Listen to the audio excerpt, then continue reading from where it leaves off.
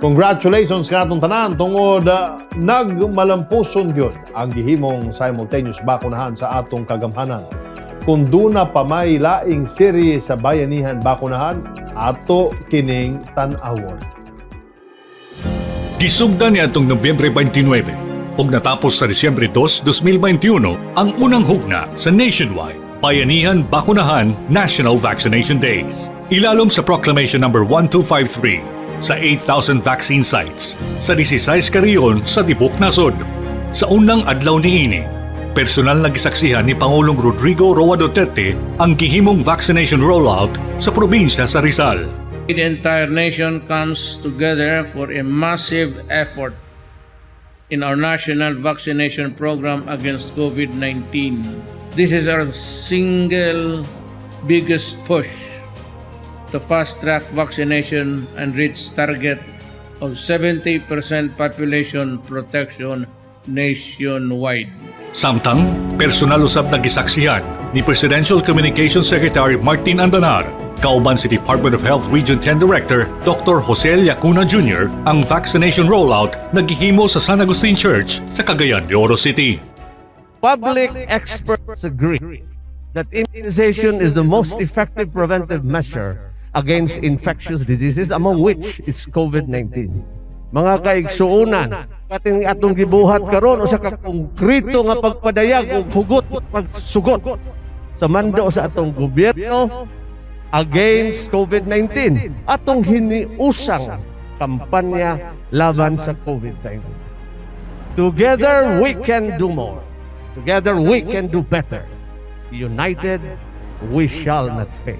Despite being life-threatening, the government and all frontliners continue their efforts and services and sacrifices so that we can address the challenges brought by the pandemic, to which we all should be grateful for. These were and are not for monetary or personal gain, but because they see the need to respond to all those who need help and assistance and mitigate the impact of the pandemic, particularly by our medical experts and frontliners who have paved the way for the COVID-19 vaccines we are currently benefiting from. Sa report sa Department of Health, ang gipahigayong tulo ka adlaw na bayanihan bakunahan, ana sa kapin 7 ka milyong Pilipino ang nabakunahan. Ug aron mas paspas maabot sa kagamhanan ang 54 million na target niini na mabakunahan una pa matapos ang tuig.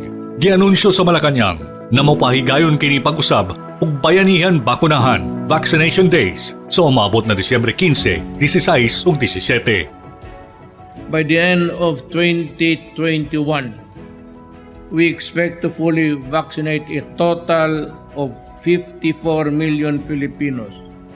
We also aim to inoculate 80% of the population of minors aged 12 to 17 years and complete the booster shots for those belonging to A1, A2, and A3 sectors.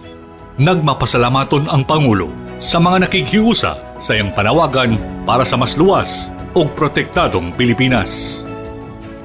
I wish to thank our national government agencies and local governments, along with their private partners, for launching of this Bayanihan Bakunahan drive.